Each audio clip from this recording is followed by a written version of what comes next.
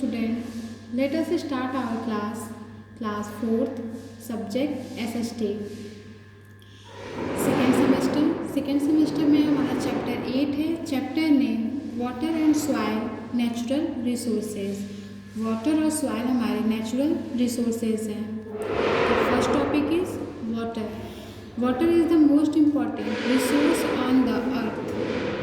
Water earth पर सबसे most important resource है. All living things need water to survive. सभी लिविंग थिंग्स को सर्वाइव करने के लिए वाटर की आवश्यकता होती है. There would be no life on the earth without water. Water के बिना अर्थ पर कोई लाइफ नहीं होती. About 2/3 of the earth surface is covered with water. Earth की सरफेस पर लगभग 2/3 वाटर से कवर है. Use of water. वाटर के uses. We need water for domestic purpose and irrigation. हमें डोमेस्टिक पर्पज़ और एरीगेशन के लिए वाटर की आवश्यकता होती है.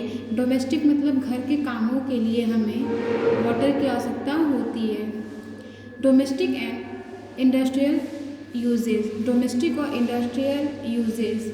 Water is used for domestic purpose such as drinking, washing and cooking.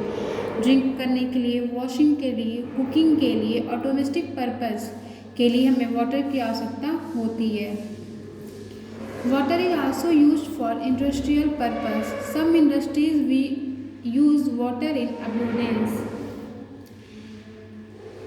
Water का यूज इंडस्ट्रियल पर्पज़ के लिए भी किया जाता है और अबंडेंस में भी वाटर कुछ इंडस्ट्रीज में यूज़ किया जाता है.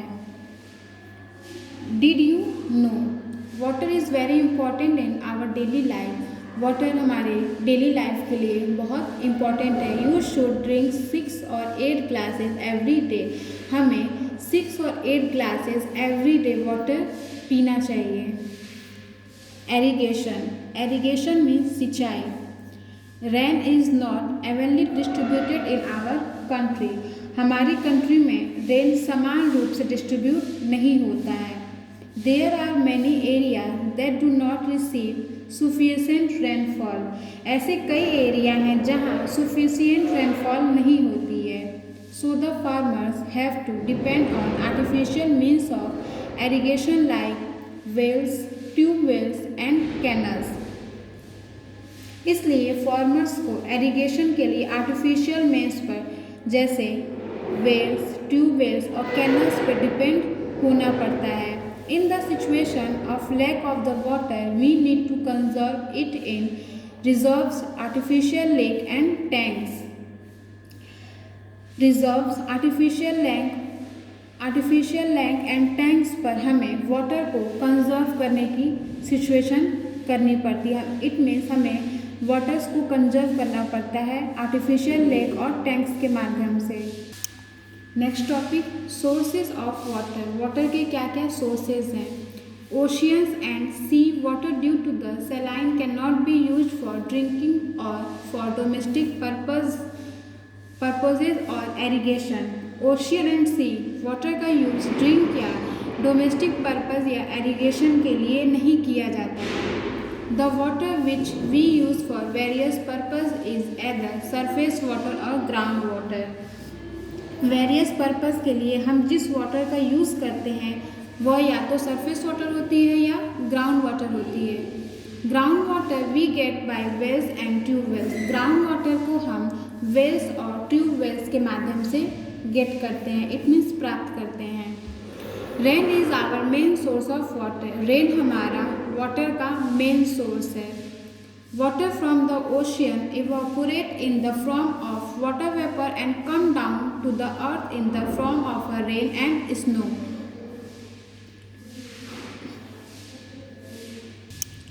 कुछ वाटर हमें ओशियन में इवापोरेट होकर वाटर वेपर में और वो अर्थ के माध्यम से नीचे आती है और वो रेन और स्नो के माध्यम से हमें मिलती है.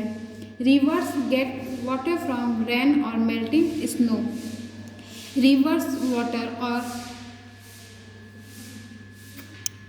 रेन और मेल्टिंग स्नो से रिवर का जो वाटर होता है या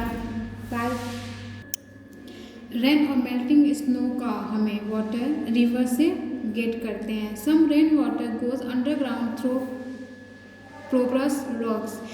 कुछ रेन वाटर हमें अंडरग्राउंड के माध्यम से इट मीन्स रॉक्स के माध्यम से हम प्राप्त करते हैं। The water which we use for various purpose is either surface water और ground water.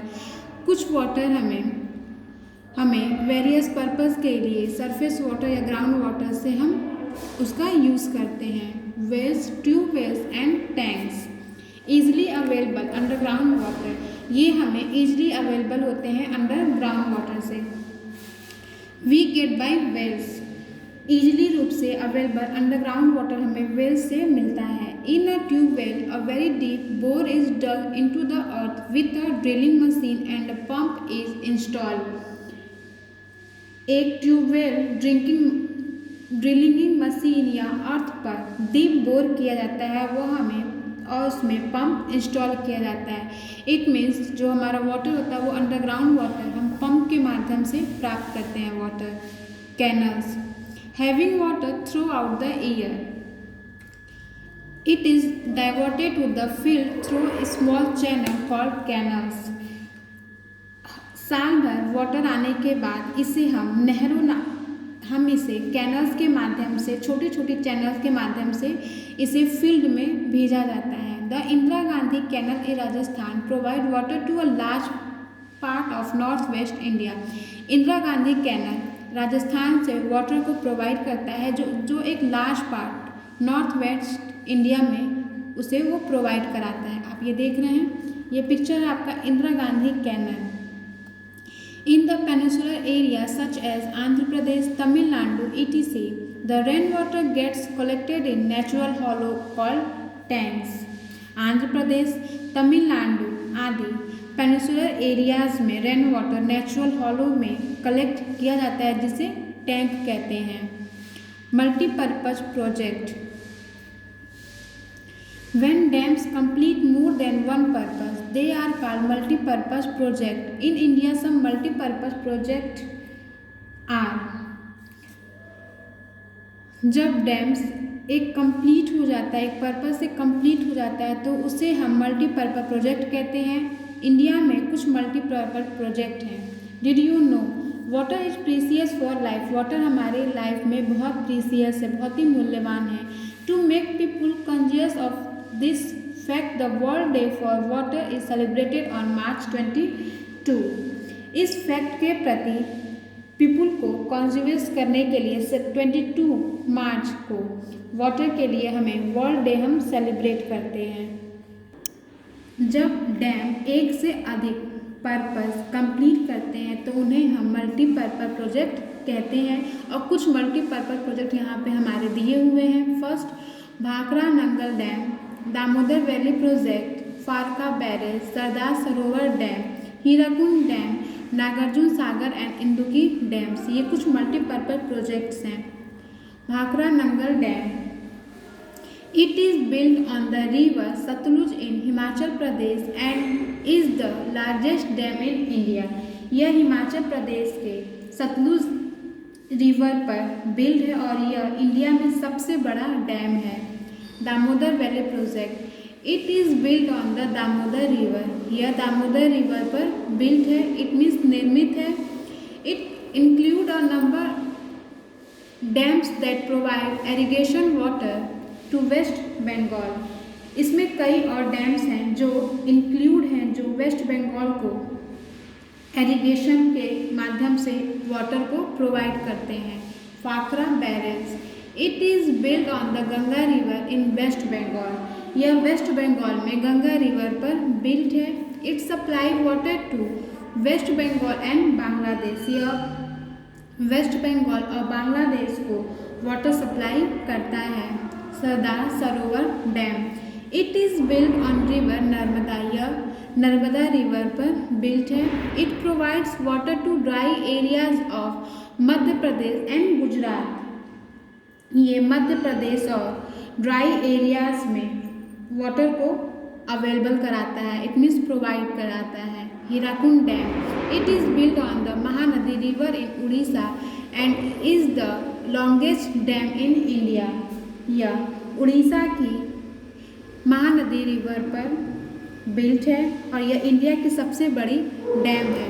Nagarjuna Sagar and Idukki dam. Nagarjuna Sagar dam on river Krishna in Andhra Pradesh and Idukki in Kerala are important dams in south India.